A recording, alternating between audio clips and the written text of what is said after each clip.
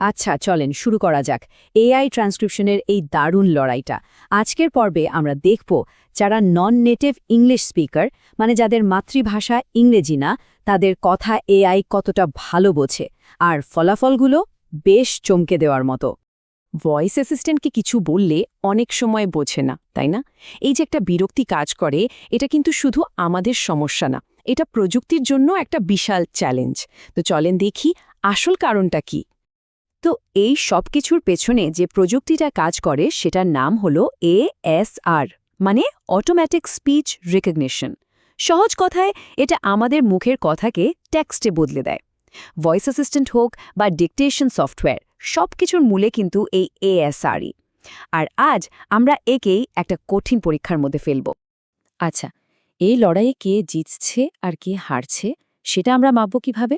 সেটার জন্য আছে MER, মানে ম্যাচ এরর রেট। সোজা কথায় এআই ঠিক কতগুলো ভুল করছে সেটার একটা হিসাব। যার স্কোর যত কম তার পারফরমেন্স তত ভালো। তো দেখা যাক কে সবচেয়ে কম ভুল করে যেতে। তো প্রথম পর্ব, চলুন দেখে নিই আজকের প্রতিযোগীরা কারা। এখানে যে 5টা নাম দেখা যাচ্ছে এরা কিন্তু এই ফিল্ডের হেভিওয়েট খেলোয়াড়। অ্যাসেম্বলি এআই, ডিপগ্রাম, রেভ এআই, স্পিচম্যাটিক্স আর হুইসপার, প্রত্যেকেই নিজেদের সেরা প্রমাণ করার জন্য তৈরি। চলে এলাম দ্বিতীয় পর্বে, মানে প্রথম রাউন্ডে। এটা হলো রিডিং টেস্ট। এখানে প্রতিযোগীদের একটা স্ক্রিপ্ট দেওয়া হবে, আর তাদের কাজ হলো সেটাকে নিখুঁতভাবে ট্রান্সক্রাইব করা। দেখা যাক কে কেমন পারফর্ম করে। তবে চ্যালেঞ্জটা কিন্তু মোটেও সহজ না। 6টা ভিন্ন ভাষার ইংরেজি শিক্ষার্থীদের পড়া মোট 2400 বাক্য, মানে আরবি, চাইনিজ, হিন্দি, কোরিয়ান, স্প্যানিশ আর ভিয়েতনামি অ্যাকসেন্ট। এই পরীক্ষাতেই এআইগুলোর আসল ক্ষমতা বোঝা যাবে। ভাবা যায় বিজয়ী স্কোরটা হচ্ছে মাত্র 0.054। এটা এতটাই কম যে প্রায় মানুষের শোনার ক্ষমতার কাছাকাছি। আসলেই অসাধারণ, তাই না? এই চার্টটা দেখুন, ফলাফল কিন্তু বেশ ইন্টারেস্টিং। হুইসপার আর অ্যাসেম্বলি এআই প্রায় গা ঘেঁষে প্রথম হয়েছে, স্কোর প্রায় সমান সমান। অন্যদিকে এই রাউন্ডে রেভ এআই কিন্তু একটু পিছিয়ে পড়েছে। কিন্তু একটা মজার ব্যাপার আছে, শুধু নির্ভুল হলেই তো চলবে না, তাই না? গতিও তো একটা বিষয়। আর সেই দিক থেকে ডিপগ্রাম ছিল সবার চেয়ে এগিয়ে, মানে সবচেয়ে ফাস্ট। তার মানে সেরা রেজাল্টের জন্য সবসময় বেশি সময় লাগে, এ ব্যাপারটা কিন্তু তেমন না। আচ্ছা, প্রথম রাউন্ড তো গেল, স্ক্রিপ্ট পড়ে শোনানো, কথা বোঝা এক জিনিস, কিন্তু আসল চ্যালেঞ্জ তো অন্য জায়গায়। তাই এবার তৃতীয় পর্বে থাকছে বাস্তব পরিস্থিতি পরীক্ষা, মানে স্বতঃস্ফূর্ত কথাবার্তা। দেখা যাক এআইগুলো এবার কি করে।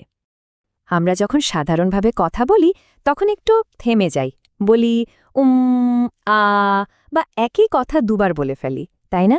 ইংরেজিতে এগুলোকে বলে ডিসফ্লুয়েন্সি। এই যে কথা বলার স্বাভাবিক হোঁচটগুলো, এগুলো বোঝাটাই কিন্তু এআই এর জন্য সবচেয়ে কঠিন কাজ। এই যেমন ধরুন এই উদাহরণটা, হি ওয়েন্ট, শি ওয়েন্ট, মানে একজন বলতে গিয়েও নিজেকে শুধরে নিল। এই যে নিজেকে ঠিক করে নেওয়া, এই ধরনের রিভিশন বোঝা কিন্তু এআই এর জন্য খুবই কঠিন, আর এখানেই ওদের আসল পরীক্ষা। এখানে একটা দারুণ ব্যাপার দেখা গেছে। যখন এআইগুলোকে বলা হলো যে এই টাইপের শব্দগুলো বাদ দিয়ে ট্রান্সক্রাইব করতে, তখন ওদের ভুলের পরিমাণ উল্টো বেড়ে গেল। কেন? কারণ মূল অডিও ট্রান্সক্রিপশনে এই স্বাভাবিক হোঁচটগুলো লেখা ছিল। তার মানে বাস্তবতাকে বাদ দিয়ে আসলে নিখুঁত হওয়া যায় না। আর এই রাউন্ডে চ্যাম্পিয়ন হলো রেভাই, মানে বাস্তব জীবনের এই সব অগোছালো স্বতঃস্ফূর্ত কথাবার্তা বোঝার ক্ষেত্রে রেভাই বাকি সবাইকে পেছনে ফেলে দিয়েছে। তো সব রাউন্ড তো শেষ, এবার তাহলে চূড়ান্ত রায়ের পালা। চলুন দেখে নেওয়া যাক কে কোন দিকে সেরা। ফলাফলগুলো কিন্তু বেশ স্পেসিফিক, যেমন আহ এই ধরনের ফিলার শব্দ বোঝার ক্ষেত্রে রেভাই আর অ্যাসেম্বলিয়াই সেরা। আবার একই শব্দ দুবার বললে, মানে পুনরাবৃত্তির ক্ষেত্রে রেভাই আর ডিপগ্রাম এগিয়ে। আর নিজেকে শুধরে নেওয়ার ক্ষেত্রে রেভাই, ডিপগ্রাম আর হুইসপার তিনজনই ভালো করেছে। তবে সব মিলিয়ে রেভাই কিন্তু বেশ ধারাবাহিক। তাহলে শেষ কথা কি, সেরা এআই কোনটা? আসলে একটাই সেরা, এমন কিছু নেই। এটা নির্ভর করছে ঠিক কী ধরনের কাজের জন্য এআই ব্যবহার করা হচ্ছে তার ওপর। যেমন পরিষ্কার স্ক্রিপ্টেড কথার জন্য উইসপার সেরা, কিন্তু অগোছালো রিয়েল লাইফ কনভারসেশনের জন্য রেভ এআই এর জুরি নেই। আবার গতির দিক থেকে ডিপগ্রাম সবার আগে। এই টেবিলটা দেখলেই পুরো ব্যাপারটা পরিষ্কার হয়ে যাবে।